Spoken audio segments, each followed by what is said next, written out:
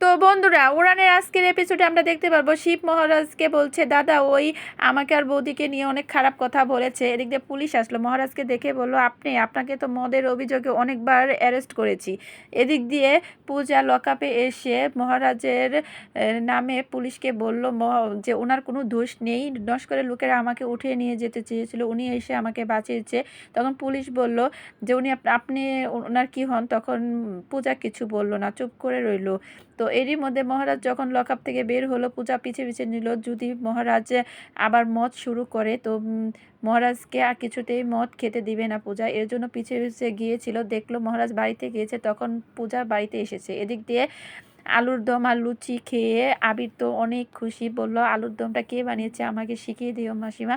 তখন বললো এটা পূজা বানিয়েছে। আবির বলল তোর স্বামী তো অনেক ভাগ্যবান, তোর মতন বউ পেয়েছে। এদিক দিয়ে বলল তোর মনে আছে কলেজে আমরা স্বামী স্ত্রীর অনুষ্ঠানে অংশগ্রহণ করেছিলাম? এসব কথা বলাতে রিয়া বলল আচ্ছা আবিরদা তোমার কি পড়াশোনা শেষ? বলল হ্যাঁ আমার পড়াশোনা শেষ, এখন বিদেশ থেকে আমি দেশে এসেছি কিছু করব। অনেকে দেখে পূজা বলল তোর মাথার ব্রেন কে ওয়াশ করেছে বল, তা না হলে তুই আমার হাতে কিন্তু আবার মার খাবি। অনেক কিছু না বলে চলে গেল। এদিক দিয়ে পূজা আর আবির রাত্রের বেলা আসছিল, পূজা আবিরের গাড়িতে না চড়ে হেঁটে হেঁটে আসছিল। তখন আবির বলল আমার গাড়ি থাকতে তুই হেঁটে যাচ্ছিস কেন? তখন পূজা বলল আমার কারো সাহায্য নিতে ভালো লাগে না। বলল সেদিন তো ঠিকই উঠেছিলি। তখন বলল সেদিন তো তুই দয়া করেছিলি।